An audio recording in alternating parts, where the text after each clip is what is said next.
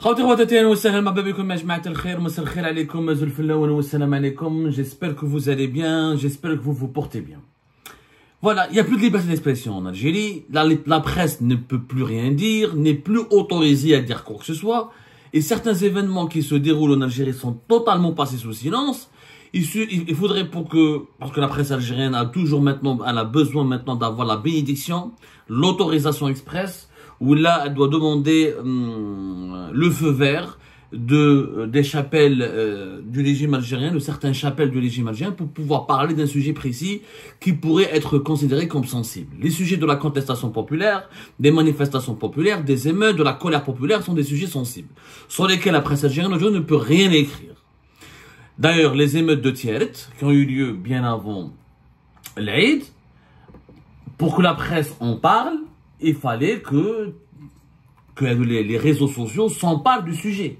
Il fallait vraiment que les réseaux sociaux s'emparent énormément de sujets.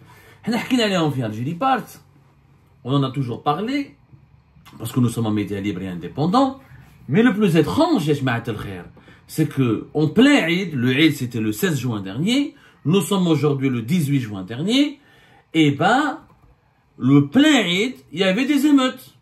En tout cas, je dirais pas des émeutes pour être professionnel et juste et intègre. Il y a eu des manifestations populaires d'une grande partie de la population de la ville de Tiaret. En plein jour de l'Eid. Alors qu'ils avaient déjà manifesté le 1er et le 2 juin dernier. Ensuite, les autorités algériennes sont intervenues. Ils ont calmé la situation. Nous allons trouver des solutions. Parce que à l'origine de cette colère populaire qui avait ébranlé la région de Tiaret et qui a été médiatisée dans le monde entier d'ailleurs, parce que c'est la première fois on voit une ville de 300 000 habitants qui a été privée d'eau potable pendant plusieurs semaines. Dans certains quartiers, il n'y a plus d'eau potable depuis, il y a une fois par 15 ou 3 semaines, une fois par 15 jours, voire par 20 jours pour avoir de l'eau potable. Il faut attendre 15 à 20 jours. Il y a eu ce qu'on a appelé à l'époque le hirak de la soif, les manifestations de la soif, une ville aussi importante, 300 000 habitants, dans une région, dans une wilaya peuplée par plus de 900 000 habitants. Eh ben, les promesses et les autorités algériennes ont fait un conseil des ministres, Abdelmajid Tebboune a donné des engagements, et on a demandé au gouvernement d'accélérer la mise en place d'un projet dont nous allons parler. Tout cela s'est avéré complètement faux, puisque le jour de l'Aïd, les robinets étaient secs. Les robinets étaient secs, je dis bien, les robinets étaient secs. Il n'y avait pas d'eau potable le jour de l'Aïd. C'est quand même, tout simplement, grave, les robinets étaient à sec plutôt, étaient totalement à sec. Alors, ce que personne n'a voulu dire, heureusement qu'il y a encore les réseaux sociaux, et les réseaux sociaux à la belle comme c'est des comptes Facebook, la majorité sont basés à l'étranger ou là ils sont anonymes parce que les services, les brigades de cybercriminalité de la police algérienne, de la gendarmerie algérienne se font un malin plaisir de traquer tous les Facebookers et les internautes qui publient des contenus jugés subversifs en Algérie, témoigner d'une émeute, d'une manifestation populaire, photographier ou la filmer un rassemblement, ça peut être considéré comme un acte subversif et beaucoup de personnes ont été emprisonnées ou la placée sous contrôle judiciaire ou la placée en garde à vue à cause de ces témoignages. Juste le fait de témoigner d'une manifestation populaire ou d'une colère populaire aujourd'hui, d'un acte de colère populaire, comme une manifestation, un rassemblement, un sit-in, une émeute, eh ben, ça risque de finir, on risque de finir en prison. Eh ben, le dimanche 16 juin 2024, la majeure de grands quartiers, plusieurs quartiers de la ville de Tiaret ont été bloqués par des manifestations. Il y a eu donc déploiement de barricades, des pneus brûlés, des objets hétéroclites qui ont été posés sur la route pour empêcher la circulation des voitures et des manifestations des habitants de la ville de Tiaret qui n'avaient plus d'eau aussi le jour de l'Aïd. Les robinets étaient encore une fois à sec alors qu'on leur avait promis, la wilaya de Tiaret, le gouvernement, la présidence de la République, le ministère des Ressources en eau a promis à la population de Tiaret qu'elle allait accéder à de l'eau potable le jour de l'Aïd. Alors, pas d'eau le jour de l'Aïd. Alors, à la cité Karman, nous avons vérifié les événements. Nous avons mené une enquête pour Tiaret pour savoir ce qui s'est passé. À la cité Karman, la route était bloquée. Cité Rahma, Volani, ou la cité Badr, toutes les routes ont été bloquées et barrées et les automobilistes ne pouvaient pas les utiliser. Des pneus ont été enflammés, des routes fermées, des barricades ont été dressées. Kif à la daïra de Rahouia, au 35 km au chef-lieu de la ville de Tieret, 35 km de la ville de Tieret, les habitants toujours ont procédé, les manifestations ont fermé la route nationale 23. À Frenda, qui est située à 45 km à l'ouest de Tieret, les habitants, les manifestations ont aussi fermé une route nationale. Il s'agit de la route nationale numéro 14. Et une autre localité, la localité de Gertoufa, qui est située à 7 km de la ville de Tieret, Tani, qui a eu des manifestations pas des émeutes, il n'y a pas eu d'affrontement. En tout cas, pour le moment, les informations que nous avons pu confirmer, je ne veux pas rapporter les sources et les informations que nous n'avons pas pu confirmer, parce qu'on ne veut pas diffuser des fake news. Il n'y a pas eu d'affrontement avec les forces de sécurité. Il y a eu des blocages, des fermetures de routes, des barricades, et c'était la route d'ailleurs nationale 2023, la route nationale 23, pardonnez-moi, au niveau de la localité de Gertoufa. Donc les manifestants ont fermé plusieurs routes nationales autour de la ville de Tieret et plusieurs quartiers, je répète, les cités Karman, Rahma, Volani ou la cité Badr, toutes les routes menant vers ce quartier populaire ont été fermées par les manifestants. Ce sont des manifestations, pas d'affrontements jusqu'à preuve du contraire. On a eu on nous a rapporté quelques affrontements sporadiques, etc. On n'a pas pu les confirmer. D'après ce que nous avons pu vérifier sur les services de sécurité, traitent cette histoire avec beaucoup de calme, parce qu'à la belle en fait, les policiers eux-mêmes, même les services de sécurité n'ont pas d'eau à Tieret. Qu'est-ce qui va réprimer? Le policier, qu'est-ce qu'il va réprimer? Le policier, mais le gendarme, personne n'a d'eau. Donc, ils comprennent le problème. Ils n'ont pas envie de provoquer la population ou de la réprimer massivement, ce qui risque d'aggraver. Il va y avoir des émeutes encore plus graves, parce que les habitants de Tieret ne réclament pas la démocratie, ne réclament pas le Hirak, ne réclament pas le départ de Tebboune, n'ont pas dit non au deuxième mandat. Et ils ont manifesté pour de l'eau. Donc, tu peux pas réprimer quelqu'un qui n'a pas d'eau. Ça n'a pas de sens. Il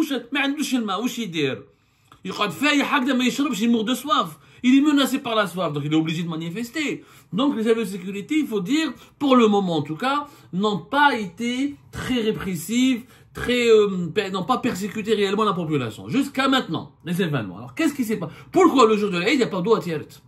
Comment dans une ville importante de 300 000 habitants, il n'y a pas d'eau? 80% de la ville n'a pas d'eau.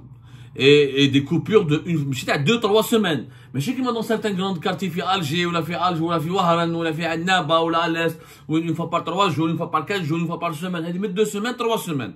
Il y a des quartiers où il y a plus de 1 mois, il n'y a pas d'eau. Alors, nous avons déjà expliqué, nous avons déjà diffusé une émission sur le Hirak de la soif qui a été diffusée le 3 juin, je crois. Et alors, ça a été diffusé avec l'émission.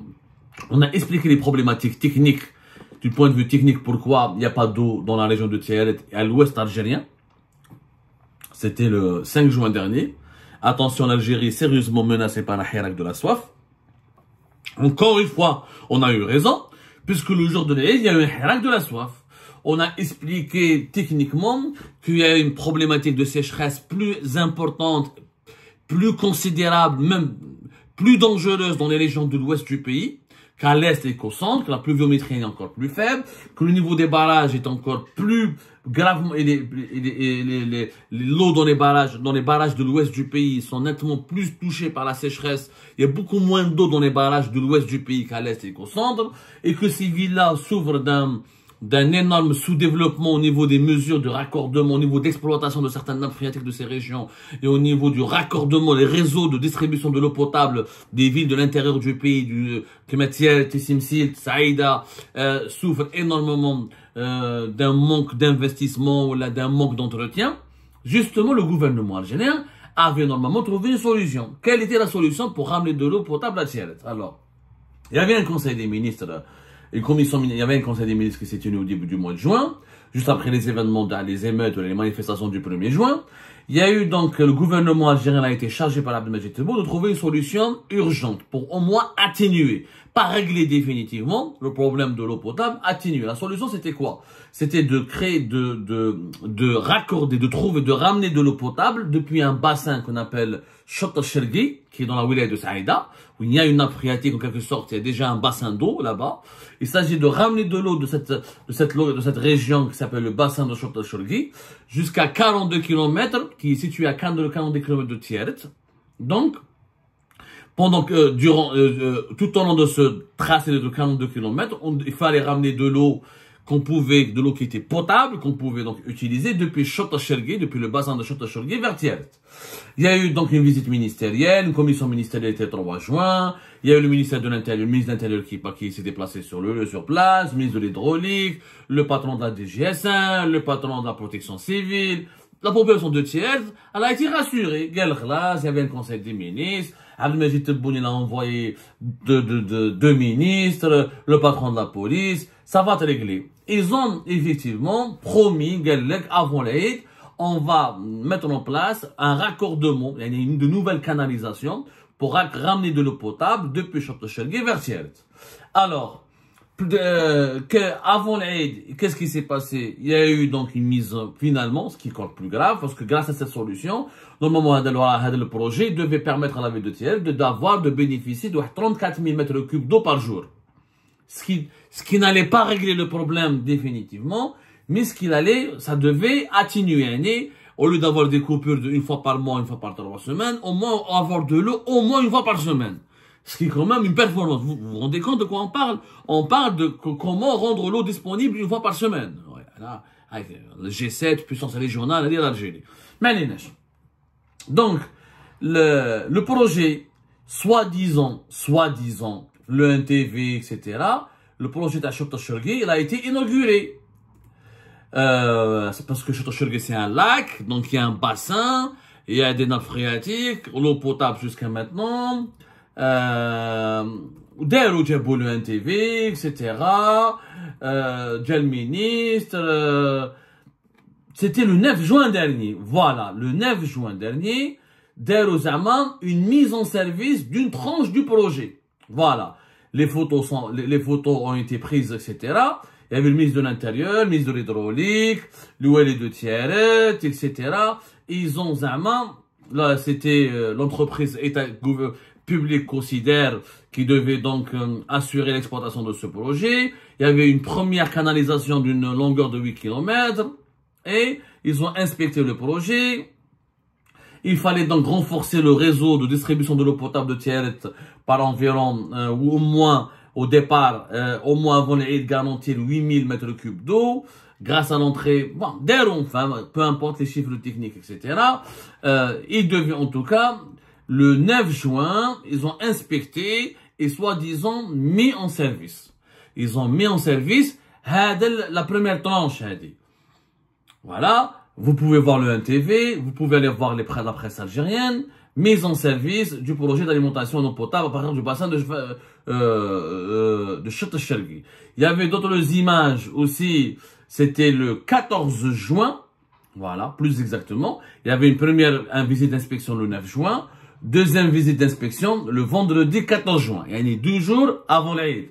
Le 9 juin, on a parlé de 8000 mètres cubes d'eau. Le 14 juin, les autorités, ce projet va à partir de demain, le 14 juin. C'était en présence du ministre de l'Hydraulique, Taha Derbel. Il a dit qu'à partir de demain, et normalement à partir du 15 juin 2024, là où il est de Tieret, le projet de raccordement qui reliait normalement, qui devait relier, parce qu'ils ont mis en service le projet de raccordement de l'eau potable entre Chott al-Chergui, le bassin de Chott al-Chergui et la ville de Tieret, que normalement le samedi 15 juin, la ville de Tieret allait bénéficier de 10 000 mètres cubes d'eau par jour. Avec une quantité même de 34 000 mètres cubes d'eau par jour pendant les jours à venir. D'ailleurs, donc inauguration, les caméras ils ont expliqué ce que c'est que le projet ADA, il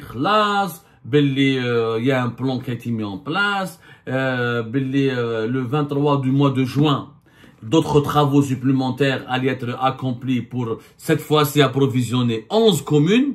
Normalement, ils ont raccordé, ils ont ramené de l'eau potable à la ville de Tiaret. Ensuite, il faut raccorder, allonger ce raccordement en eau potable. Il y a d'autres canalisations qui devaient aller relier les 11 autres communes de la wilaya de Tiaret qui sont les plus touchées par la pénurie de l'eau potable. Ils ont fait des promesses, etc. Le jour de l'Eid, donc le 16, normalement, le 15 et le 16, l'eau potable, classe, le projet mis en service le 14, inspection le 9. Normalement, le projet fonctionne. Et finalement, c'est du mensonge. C'est une mise en scène. Alors, les caméras de télévision, les journalistes, le ministre de l'hydraulique et le wali de Tiaret et le ministère de l'Intérieur, ils ont trompé l'opinion publique. Comme Tebboune a donné des instructions, ils ont voulu faire croire à Tebboune que c'est bon, que le gouvernement a attaqué de frontalement le problème qu'il est en train d'être réglé, que c'est bon des mesures, que ces instructions ont été respectées. Tebboune, la vérité, Tebboune a donné des instructions. On peut pas lui en vouloir. Il a été mis au courant dès le 4 juin. Il a pris il a demandé des solutions urgentes. Le 9 juin, ça a été une première visite d'inspection. Tout devait être une partie de ce problème de la pénurie de l'eau potable de Tiaret devait être réglée au moins à partir du 15 juin. Finalement, l'eau potable qui a été garantie pendant 24 heures ou là, 24 48 heures, c'était pas de l'eau potable qui provenait de ce projet de raccordement entre Château-Chalgui et Tiaret. Ils ont ramené des camions-citernes, ils ont défilé la nuit plusieurs camions-citernes, ils ont rempli les réservoirs de la ville pendant quelques heures, etc., pendant 24 heures ou 48 heures. Ensuite, l'eau s'était épuisée, il n'y avait plus d'eau. Et le jour de l'Eid, la population se réveille, les robinets sont toujours à sec. Il n'y a plus d'eau. La belle complète sans eau, on ne peut pas. La wilaya de Tiaret, c'est pratiquement parmi les 3 premières wilayas pastorales au niveau du pâturage, au niveau d'élevage des moutons, avec Ouled Djellel, qui était à Beskra, maintenant c'est une wilaya déléguée à part, Djelfa ou Tiaret, ce sont les 3 wilayas les plus connues, les plus importantes au niveau du cheptel ovin. Donc, je sais que je mets un Tiaret, on hayoum bzef. Ils pouvaient plus, tu peux pas faire le sacrifice de l'Eid, ما كاينش الماء. كيفاش تباع الكبش وكيفاش تمسح وكيفاش تغسل pour garantir les mesures d'hygiène, etc. Mais c'était un mensonge. Le raccordement, le projet de raccordement, la mise en service du projet de raccordement ANEC était tout simplement un mensonge. Le projet n'était pas fonctionnel. Le projet d'alimentation de l'eau potable de Tiaret à partir de Château-Chalgui n'est pas encore fonctionnel. Ils ont menti au président de la République, Abdelmadjid Tebboune. Le gouvernement a menti au peuple, il a menti à la présidence, et par conséquent, la population a fait exploser sa colère.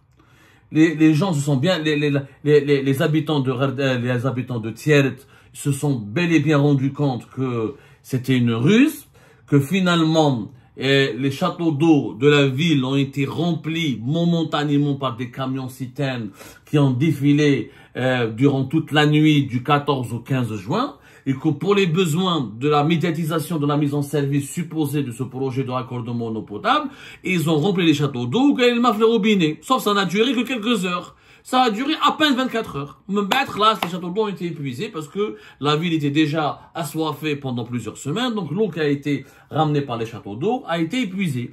Les autorités locales, ils ont pensé que leur mensonge allait durer jusqu'au jour de l'Eid.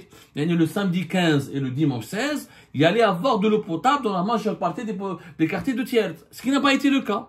L'eau a été consommée le samedi, les quantités d'eau disponibles dans les châteaux d'eau ont été consommées le samedi, le dimanche, il n'y avait plus d'eau potable. Rebelote, les manifestations éclatent, la colère populaire, des blocages de route, des pneus brûlés, des barricades.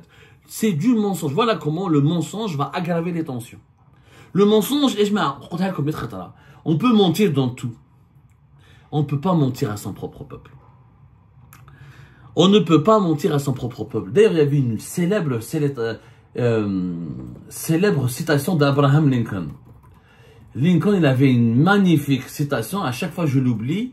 Le seul mensonge, voilà Abraham Lincoln, ce qu'il a dit un jour. Le seul mensonge acceptable, c'est celui qui, par protection, ose dire à la vérité qu'elle est toujours présente. Donc, il n'y a pas de mensonge acceptable. On ne peut pas mentir à son peuple régulièrement. et de façon éhontée. Les